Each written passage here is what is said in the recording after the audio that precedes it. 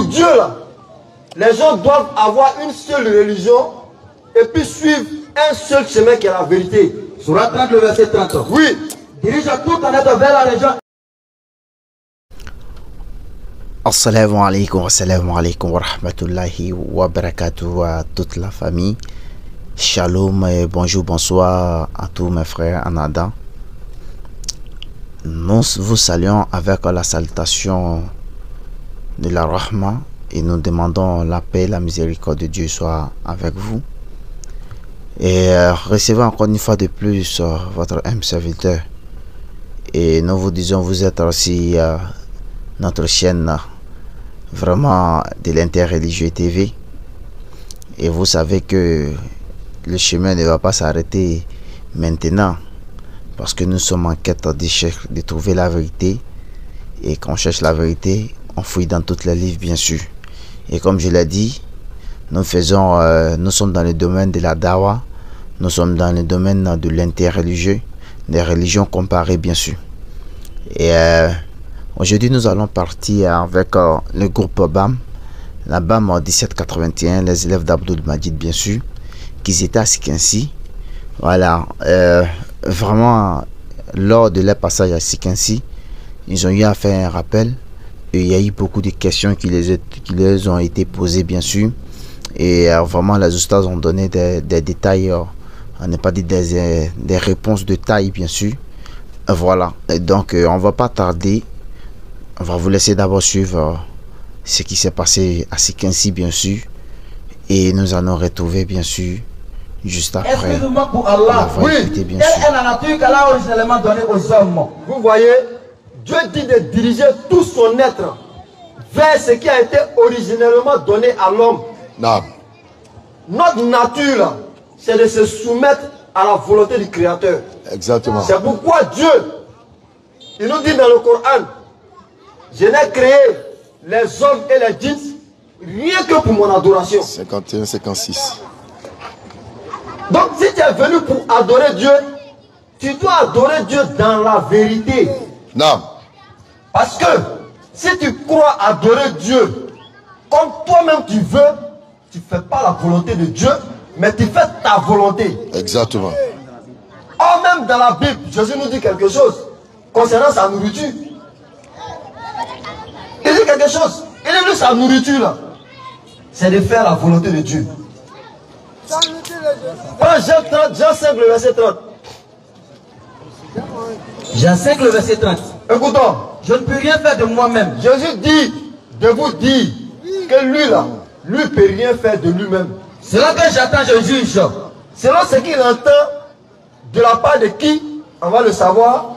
C'est selon ça, lui juge. Et mon jugement est juste. Et forcément, son jugement est juste. Parce que je ne cherche pas ma volonté. Parce que lui, Jésus, ne fait pas lui-même sa propre volonté. Non. C'est la volonté de celui qui m'a envoyé. Mais la volonté du Père qui l'a envoyé. Si c'est moi qui rends témoignage de moi-même. Jésus dit de vous dire que si c'est lui qui rend témoignage de lui-même, la conséquence c'est quoi? Mon témoignage n'est pas vrai. Son témoignage est faux.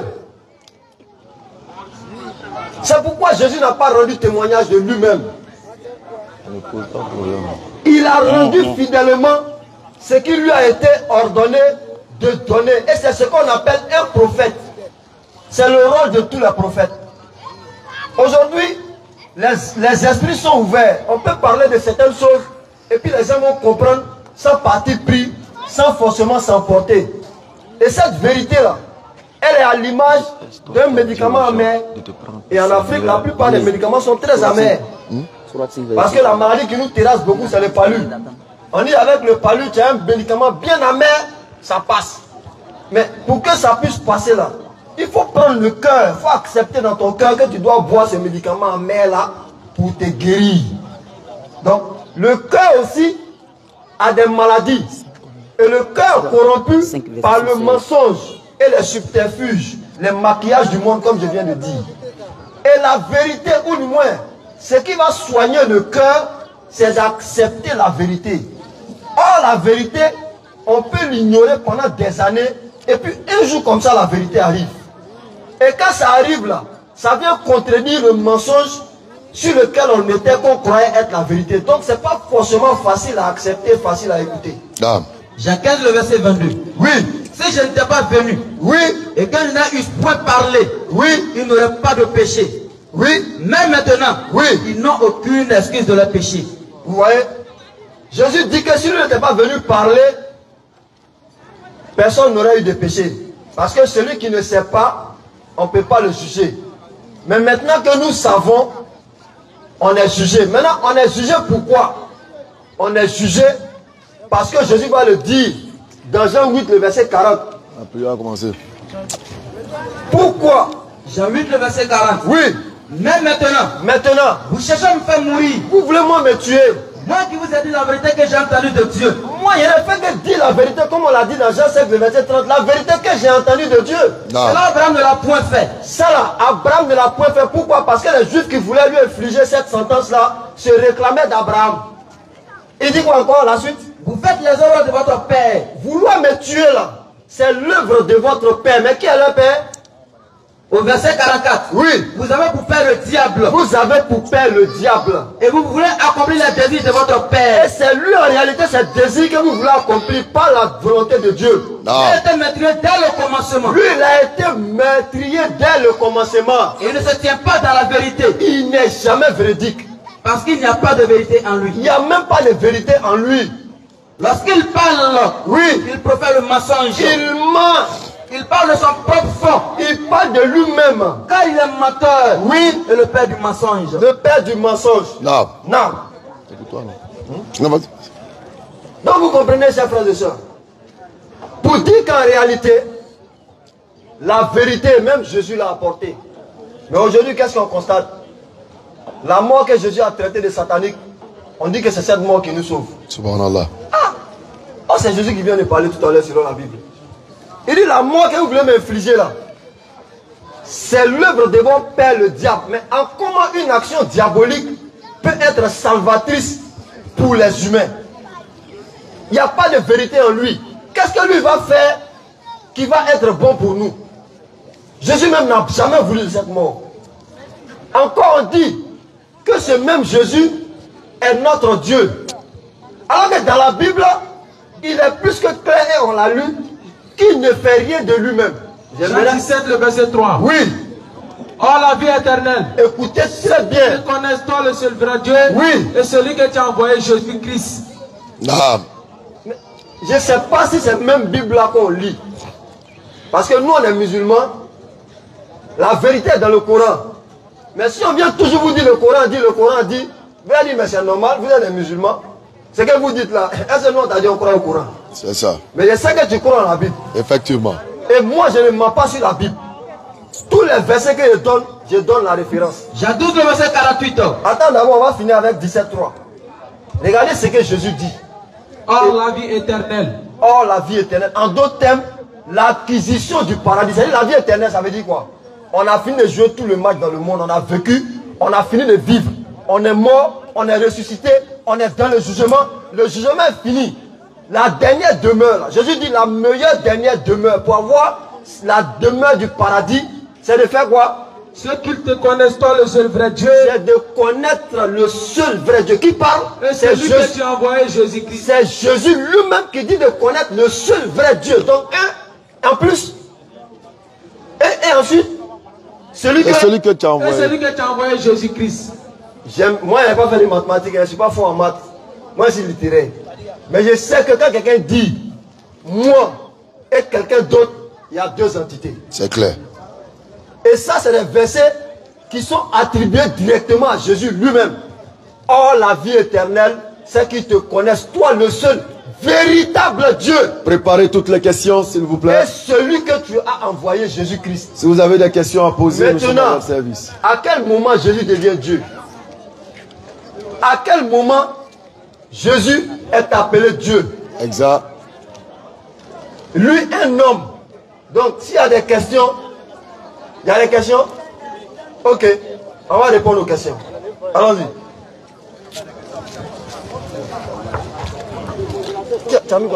C'est pas ton portable.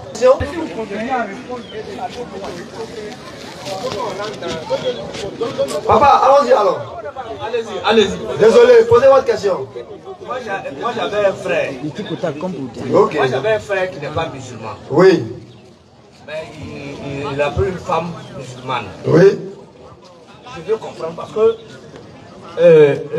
celui, bon d'abord je donne mon nom c'est Kanga. Oui. Pascal.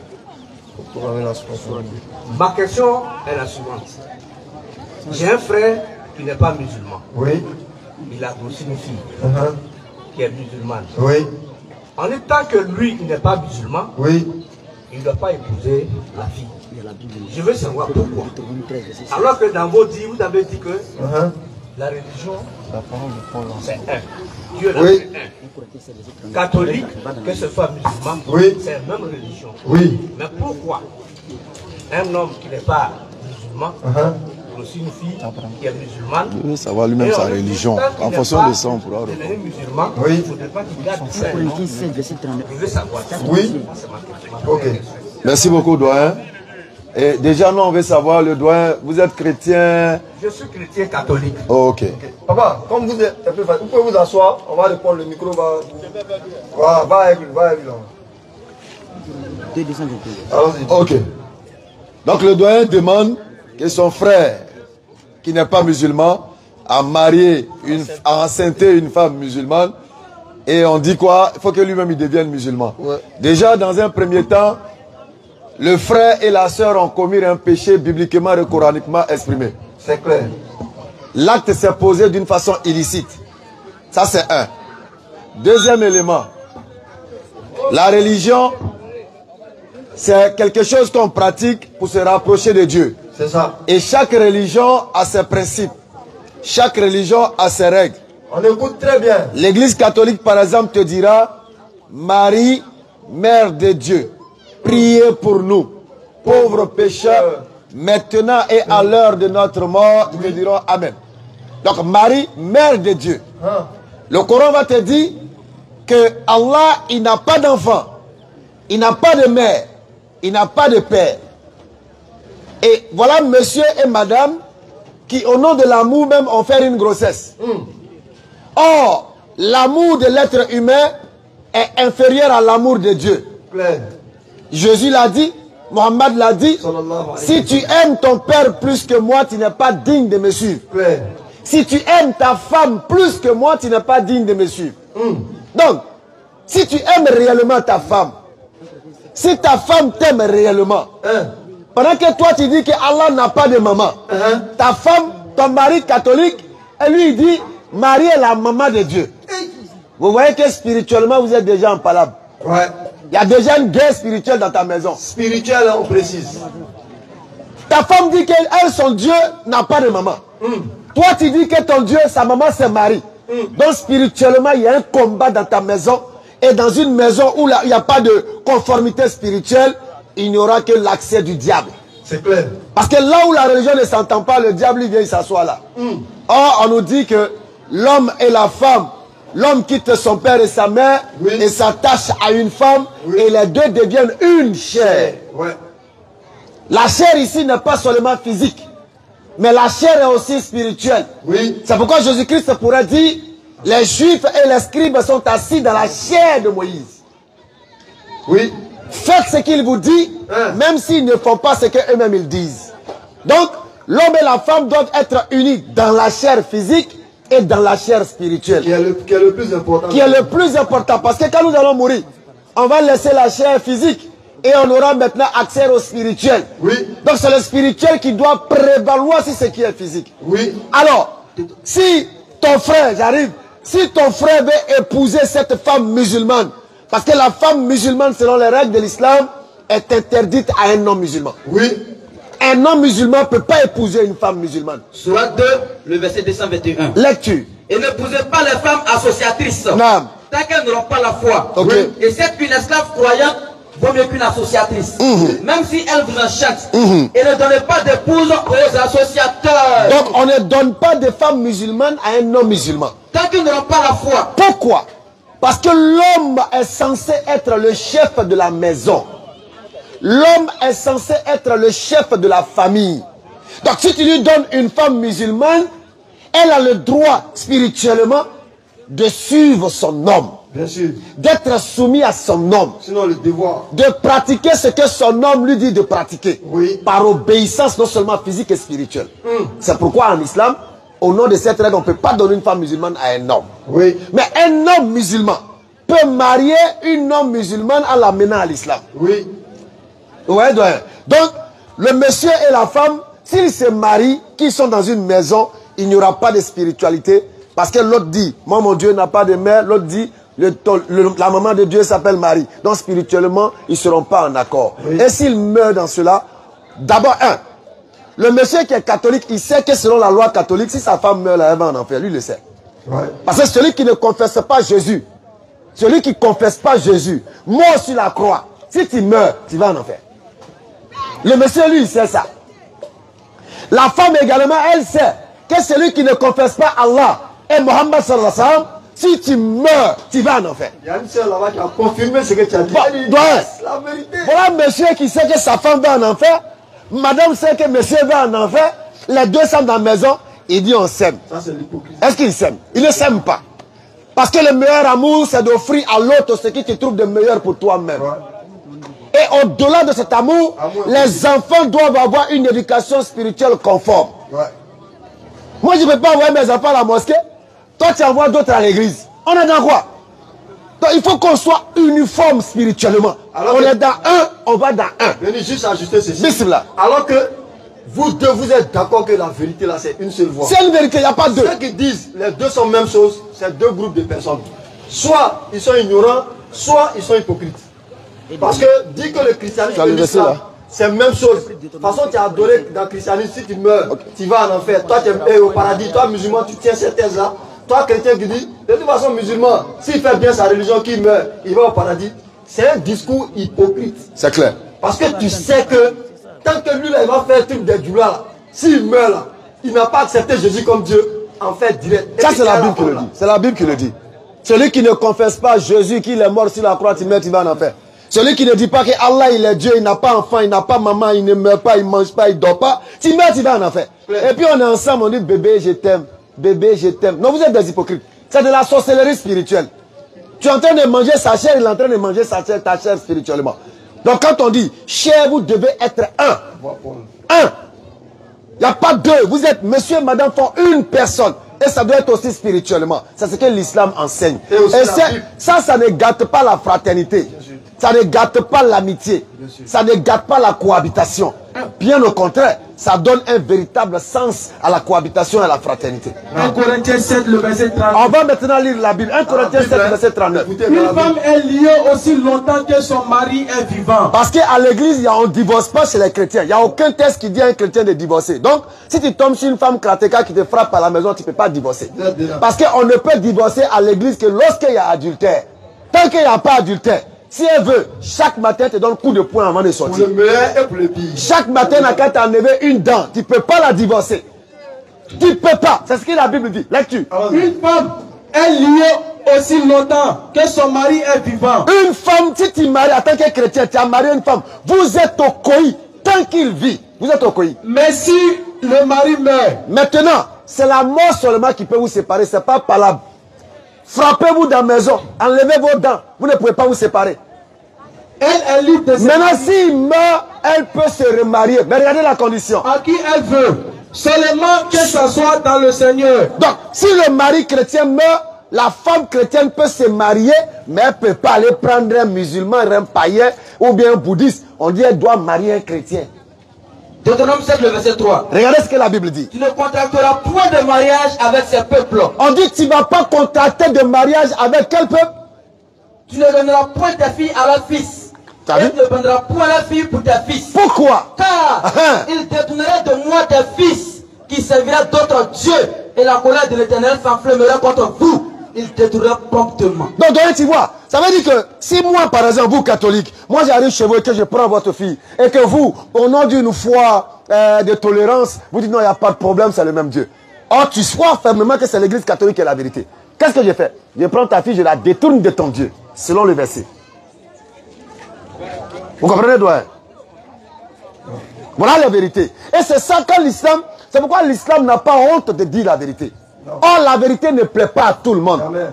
Mais le Coran va te dire la vérité. Si tu veux, tu acceptes. Si tu veux, tu laisses. C'est pourquoi on dit une femme musulmane ne marie pas un non-musulman. Non, c'est Ne donnez pas d'épouse aux associateurs. N'en donne pas. Tant qu'ils n'auront pas la foi. Les oiseaux du même plumage spirituellement doivent voler ensemble.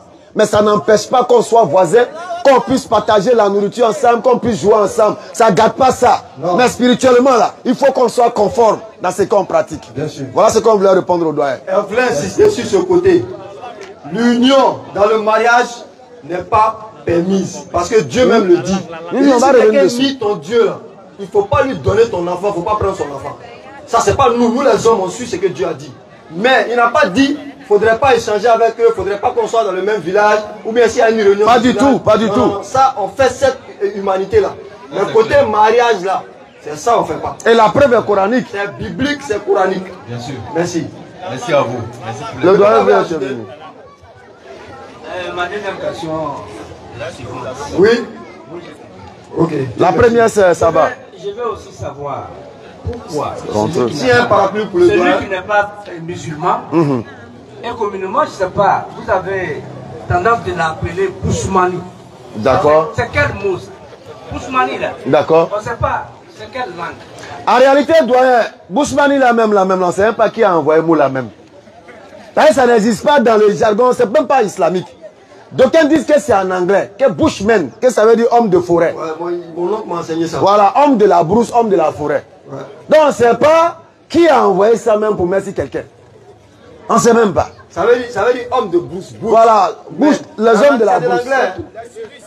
Il paraît que quand il venait avant, Voilà. il trouvait les Africains sous les arbres, là, dans les coins broussailleux là.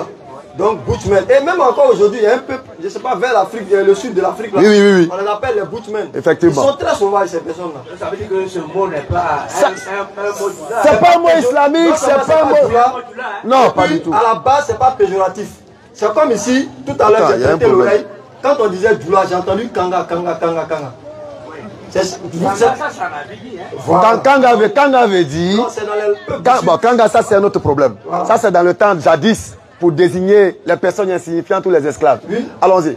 Ouais, Dans les langues à Caen, ça veut dire ce que ça veut dire, mais nous on sait que ça, on sait qu'une langue là, elle vit, une langue vit, donc ça a fini par enlever le côté péjoratif, c'est devenu une appellation, pas forcément mauvaise. ou mauvaise, c'est devenu le djoula, on accepte, mais Kanga dans d'autres langues, ça veut dire esclave, ça veut dire esclave.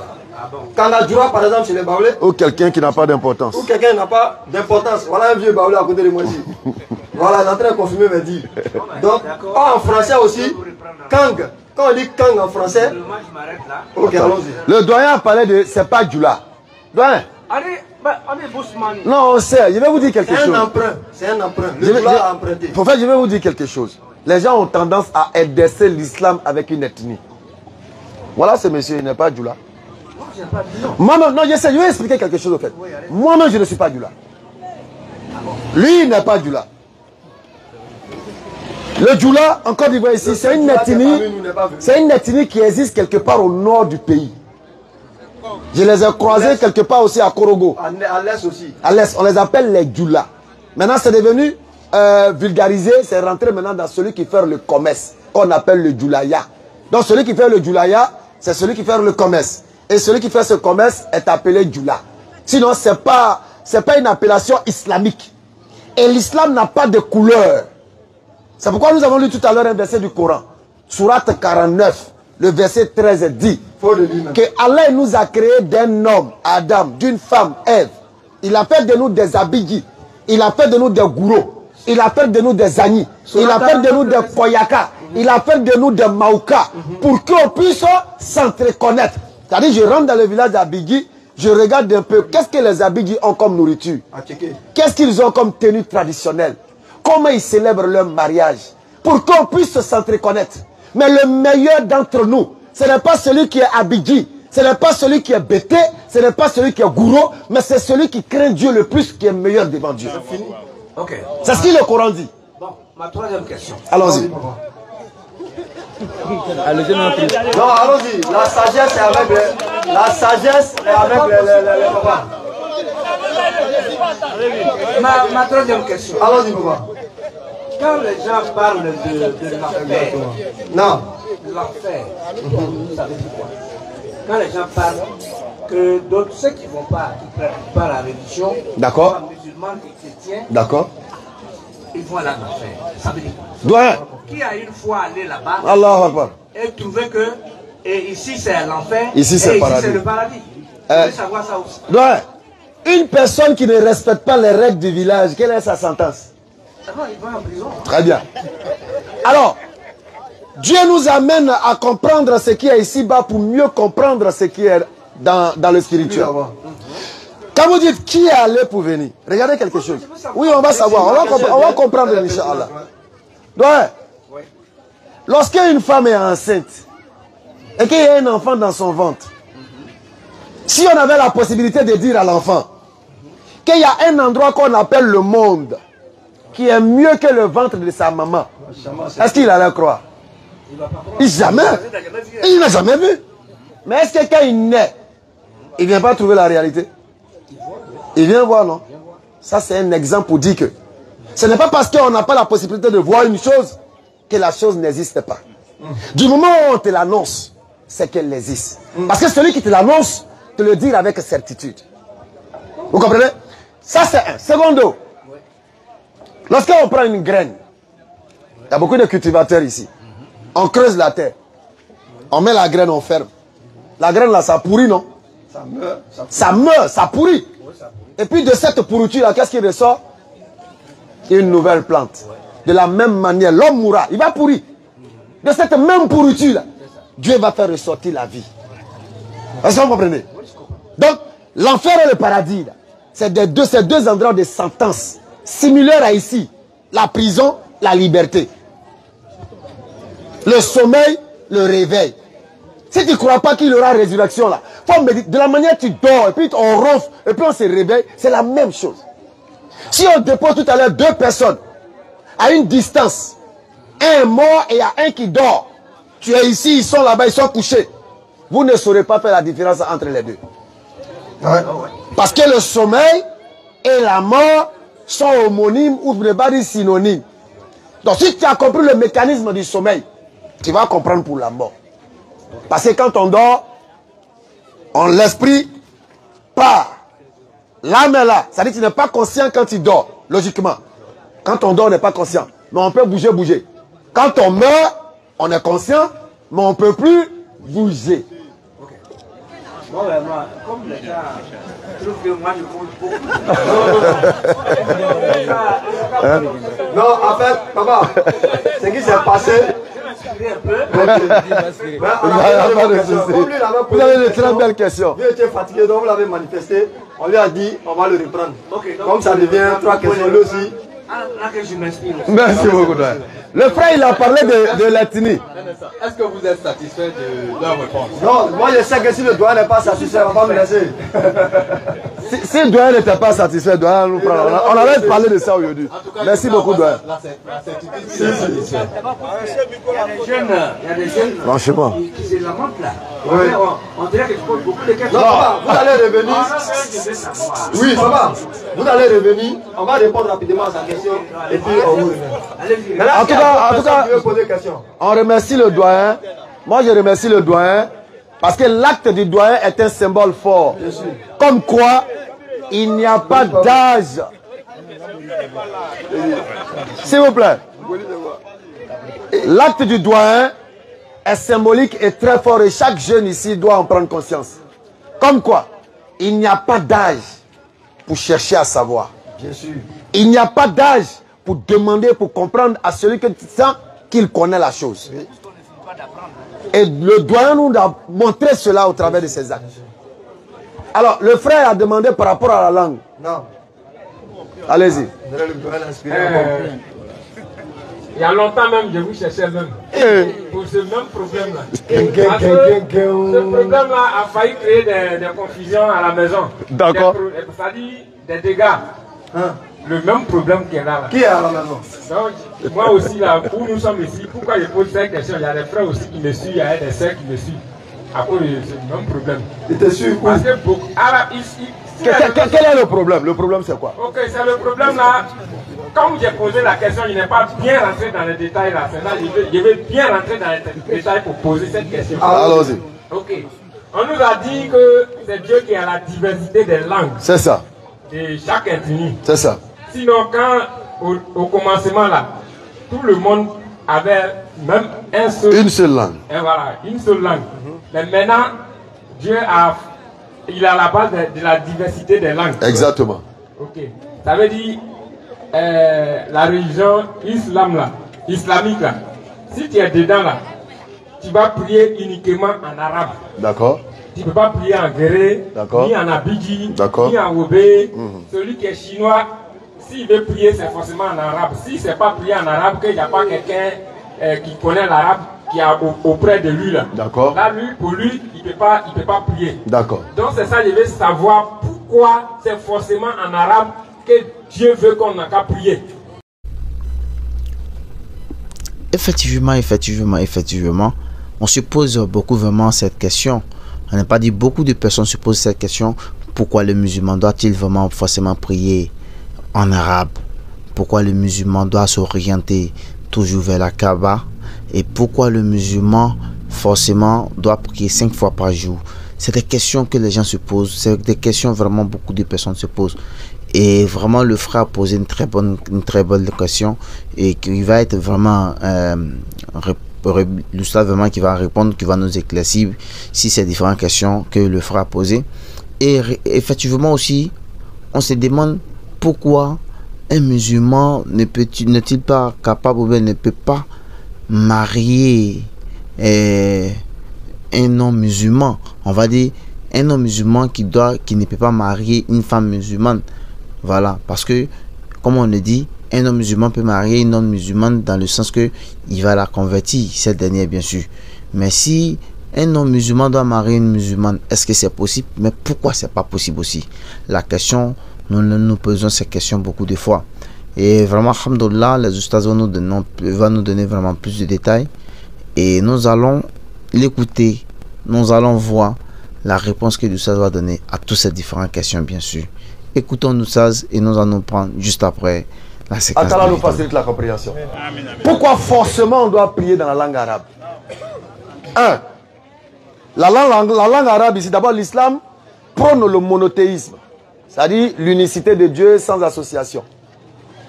Et pour encore donner force à l'unicité, tous les musulmans, quelle que soit leur ethnie, leur taille, leur forme, se retrouvent encore autour de l'unicité dans une seule langue pour adorer leur Seigneur. De sorte que pendant qu'on adore Dieu là, je ne sentais même pas celui qui est à côté de moi, il est Wobé, il est Abidji, il est quoi, non. On se sent connecté, on se sent attiré, on se sent frère par rapport à la langue. Et cette langue est la langue de la révélation. Regarde par exemple, si tu aimes un artiste qui chante en anglais, Lucky Dubé par exemple, tu vas apprendre sa chanson en quoi? En anglais. Pourquoi? Parce que si tu essaies de traduire ça, tu peux mentir dedans. Donc tu vas là apprendre ça en anglais. On voit beaucoup de jeunes frères qu'on appelle les petits Dula. Ils ne comprennent pas anglais, ils ne comprennent pas français, mais ils chantent bon ballet en anglais.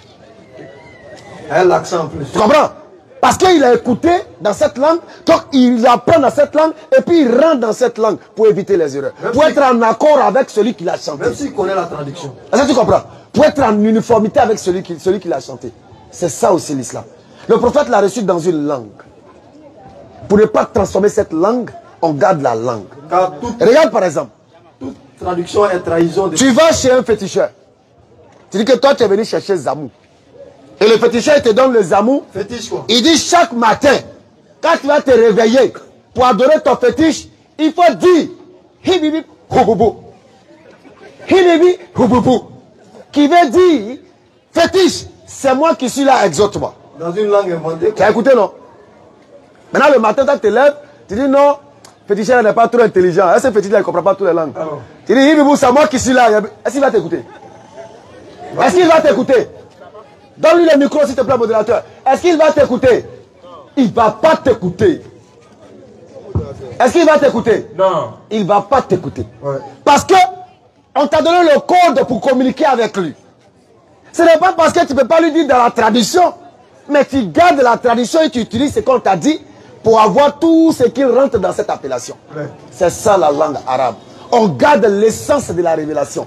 On garde toute la puissance dans la langue arabe pour ne pas commettre d'erreur. Et puis, en islam, on peut prier dans toutes les langues, mais on ne fait pas l'adoration dans toutes les langues. C'est ce que j'allais corriger. Ouais. On prie dans toutes les langues, mais on ne fait pas l'adoration dans toutes les langues. C'est quoi la prière? Au moment de l'adoration, on prend l'intention, on fait l'ablution, et puis on cherche une direction, on s'incline, on se redresse, on se prosterne, et puis on récite dans la langue arabe. Ça, c'est l'adoration. Quand j'ai fini l'adoration, je suis assis. J'ai envie de manger garba. Je dis à Nabidji. On dit ça à Nabidji. Tu dis à Dieu, m'a pas fait la main. Il comprend? Il a entendu. Si tu veux marier une femme.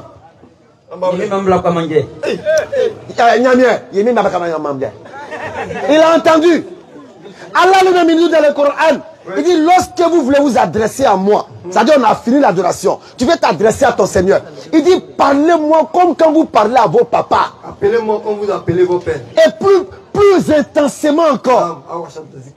Mais lorsqu'on est dans l'adoration, on retourne à Dieu, sa parole, dans la langue qu'il a révélée dedans. On ne peut pas venir par exemple, on dit, il y a un prophète à Bigui. Et le prophète à Bigui, il vient, je ne parle pas du menteur de Kago Philippe. Alors, il vient, on dit, il est prophète à Abidjan, puis il vient, il s'arrête devant les Abidjan, puis il dit, il parle en chinois. Est-ce que vous allez l'écouter? Jamais. Jamais.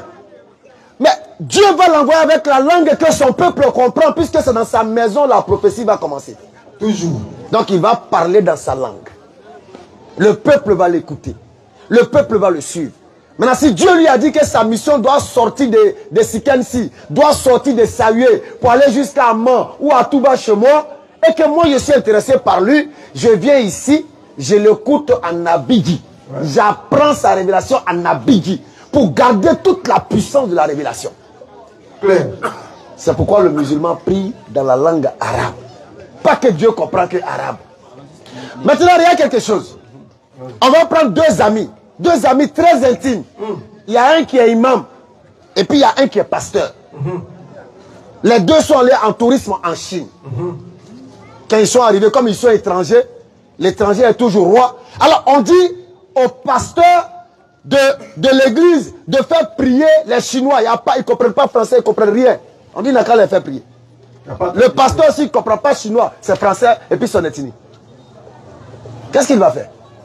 Il va parler soit en français ou bien en son ethnie, et puis il y a quelqu'un qui va traduire.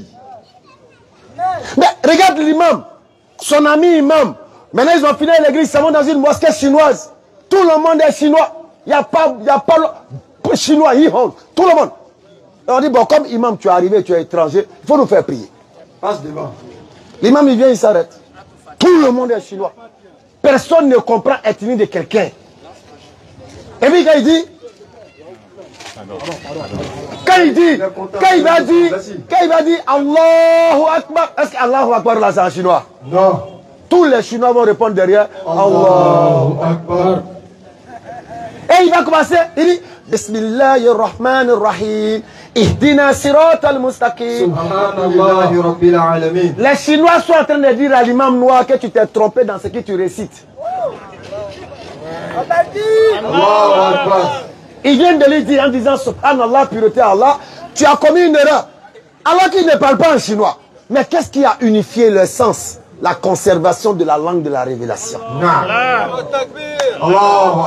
Voilà pourquoi, musulmans, nous prions dans la langue arabe. Et quand on est dans la mosquée, il n'y a pas guéré, il n'y a pas Abidji, il n'y a pas Bablé. Il y a une seule identité à la mosquée, c'est La ilaha illallah Muhammadan Rasulullah. Venez au Hajj. Il y a près de 2 millions de personnes au Hajj, ou plus. Ah, le père. Tout le monde dit Labbaik Allahumma labbaik. Labbaik Allahumma labbaik. Faut qu'on gagne du temps. Tu es japonais, tu es qui que ce soit, c'est dans la même langue, c'est dans le même truc que les 2 millions de personnes récitent. Ça fait qu'il y a un certain ordre. Donc pour dire qu'il faut cette langue-là. Quand la doctrine est bien détaillée comme ça, là, nous les auditeurs, là, nous sommes tellement fiers. Bon, ce monsieur qui est venu, je ne sais pas s'il est de l'islam vraiment. Il nous a tellement menti qu'on a failli se battre. C'est qui ça encore? Non, il est venu nous évangéliser pour dire qu'on va rentrer dans l'islam. Mais quand il est venu là, la sœur a posé la question, mais pourquoi nous, ce que tu es là faire là, nous on ne comprend pas. Est-ce que c'est forcément des femmes? Mais au lieu de détailler normalement, si tu dis à quelqu'un, tu dis, forcément tu as parlé l'islam. Est-ce que la personne a lui? Tu as parlé arabe. Maintenant, il faut décortiquer pourquoi, quelle est la raison pour laquelle on va parler arabe. Exactement. Tout à l'heure, là, tu m'as bien expliqué, non? J'ai compris maintenant. Non. Je sais que si je vous ai bien écouté, et que raison pour laquelle vous avez choisi, Dieu a choisi, comment dire, la langue arabe, c'est pour que dans tout le monde entier, partout, on l'adore en unisson. Un musulman se retrouve. Merci. Il est chez lui. Il est chez lui. C'est ça. Il va prier. C'est ça. N'importe où. On n'est pas dit que toi tu es de l'autre côté, tu ne comprends pas. Non, pour nous, il faut te mettre à l'écart. Tu ne peux pas diriger. Donc je vous comprends bien. Merci pour vos doctrines. Merci. Okay. Vous voulez qu'on parte à l'église? On se fait le coin un peu, non? Ok, comment là l'église? C'est donnant quoi. Okay. Voilà, avant qu'il récite ce qu'il dit là. Qu'est-ce qui t'empêche par exemple de devenir musulman? Parce que nous on dit, après la venue du prophète de l'islam, aucune autre religion n'est valable, même si elle avait été valable. Les prophètes, c'est comme ça.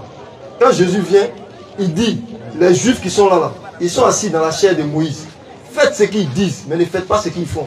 Car ils disent, mais ils ne font pas. Ça veut dire que la vérité qu'ils ont là, tu as positionné faites, mais suivez-moi. Le prophète Mohammed sallam, il vient, il dit la même chose. Il y a une question encore avant de prendre une décision là. Merci beaucoup. Très belle question. Il y a une question. On écoute, peut-être nous on ne pourra pas répondre, on ne sait pas. Alors, mon frère. Bon.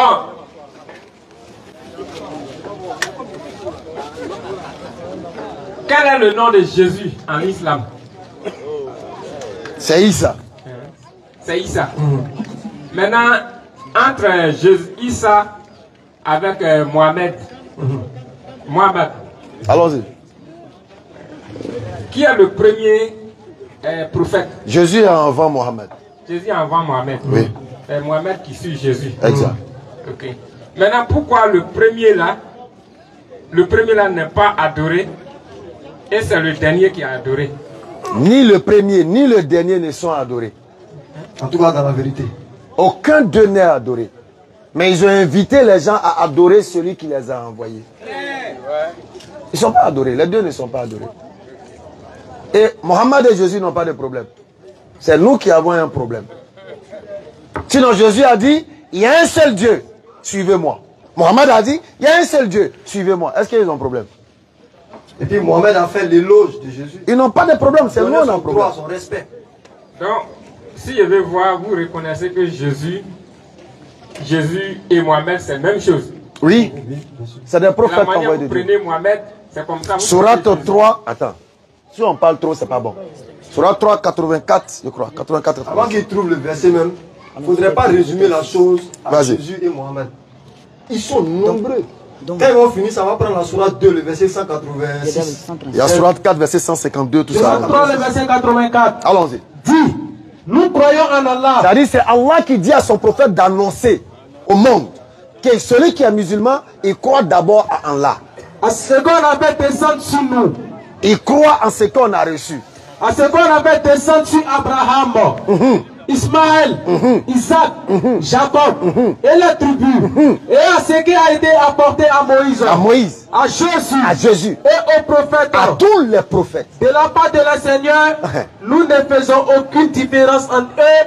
Et c'est à lui que nous sommes soumis. Donc l'islam te ramène à accepter, à reconnaître et à croire en tous les prophètes envoyés sans mettre de distinction entre eux parce qu'ils ont eu un seul message. Adorer Dieu, croyez en moi. Tu vois que c'est pas entre Jésus et Mohamed seulement. Tu vas pas voir l'islam en train de te dire non, celui-là c'est un faux prophète. Nous on dit faux prophète lorsque un homme se lève aujourd'hui. Pour venir dire je suis prophète, on dit toi tu es un faux prophète. Mais tu ne peux pas ouvrir un livre et puis dire le nom d'un véritable prophète et puis un musulman dit lui là c'est un faux prophète. Jamais. Nous croyons et nous les mettons sur le même pied devant Dieu.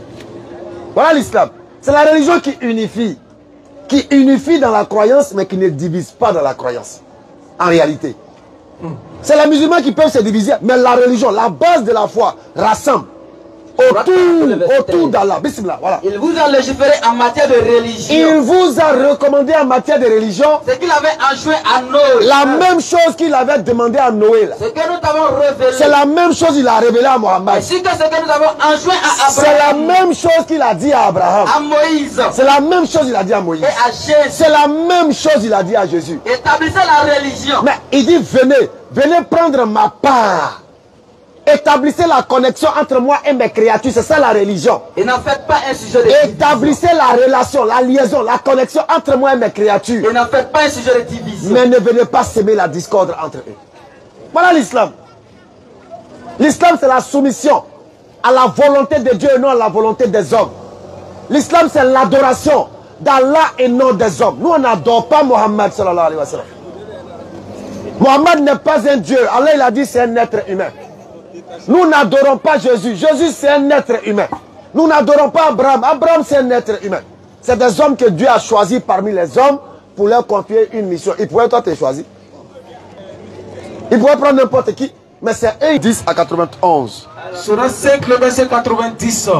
Oui, les croyants, le vin, le jeu des hasards, les pierres tracées, les flèches de divination ne sont qu'une abomination. Il dit le vin, considéré comme la mère de tout alcool. Ou de tout ce qui peut faire perdre le sens. Ensuite, il dit quoi? Œuvre du diable. Non, le vin. Les flèches de divination. Les flèches de divination, c'est-à-dire tout ce qui va amener l'homme à le consulter pour voir dans un soi-disant avenir. Ne sont qu'une abomination. Les pierres dressées, c'est-à-dire tout ce qui est fétiche. Le verset dit que c'est une abomination, une œuvre du diable. Les jeux de hasard aussi. Les jeux de loto, bête clé. Si vous voyez un musulman en train de faire ça, dites-le, hey, ton islam t'a pas dit ça. C'est un hypocrite. Voilà, oui, il y en a. On ne nie pas ça. Ils sont là. Mais c'est des hypocrites. Parce que le véritable musulman, non, ignorant, mais il ne peut pas en avoir. Celui qui est ignorant, c'est qu'il fait exprès. Parce que toutes les possibilités sont là pour savoir. Donc ce ne sont pas des ignorants. S'ils étaient en brousse, loin de toute civilisation, on allait dire c'est des ignorants. Mais tu es en ville, et puis toi tu es ignorant, tu fais exprès. Parce qu'il y en a qui ne veulent pas entendre. Ils ne veulent pas entendre pour ne pas se détacher de leurs mauvaises passions. Nous sommes allés une fois au Mali pour une prédication. On est entré dans un endroit où le gars avait de la cigarette. Et on lui a dit, ne vous tuez pas vous-même. Allah l'a dit. La cigarette te tue à petit feu. Il dit, hé, oustaz, il ne fallait pas me dire. Il aurait préféré ne pas entendre, ne pas savoir pour demeurer dans sa cigarette. Mais ça le condamne maintenant. Parce que du moment où il sait, alors qu'il avait le devoir de savoir, il est condamné déjà. Donc il n'y a pas d'ignorant. Les gens se refusent à savoir. Parce que dans ce dans quoi ils sont là, ils se plaisent dedans. C'est tout. Ok. J'espère que je vais réfléchir. Maintenant, si vous voyez un carrefour, un musulman qui s'est déposé, petit truc, œuf, riz au carrefour, truc, c'est un féticheur, c'est pas un musulman. On ne le voit pas où. Parce qu'en islam, on ne dépose pas sacrifice, c'est un carrefour. Oui. Et alhamdoulilah, alhamdoulilah, alhamdoulilah, nous sommes presque vers la fin de notre mission. D'abord, avant de conclure, nous allons vous demander d'abord de liker la vidéo, de pousser d'abord le pouce bleu. Voilà, poussez le pouce bleu comme ça, sur la vidéo bien sûr. Et abonnez-vous à notre page Interreligieux TV. Abonnez-vous pour ne pas rater tout ce qui sera comme dans le domaine, bien sûr, dans le domaine de l'interreligieux, pour ne pas rater tout ce qui sera comme information, pour ne pas rater les versets qui vont être donnés par les différents groupes de prêche, que ce soit des pasteurs ou bien des musulmans. Vraiment, il y a beaucoup d'informations qui vont être passées sur cette chaîne. Donc, abonnez-vous massivement pour ne pas rater du tout ces informations. Et en même temps, on va se prendre, Inch'Allah, dans la semaine qui vient. Et nous allons faire un direct. Voilà. Et Inch'Allah, vous aurez du loup. Vous aurez du loup. Donc, vraiment, abonnez-vous. Abonnez-vous. Et soutenez-nous, bien sûr. Soutenez-nous dans la prière. Et que Dieu nous garde tous longtemps. Et que Dieu fasse que le travail de tout un chacun puisse marcher à merveille. Assalamu alaikum wa rahmatullahi wa barakatuh.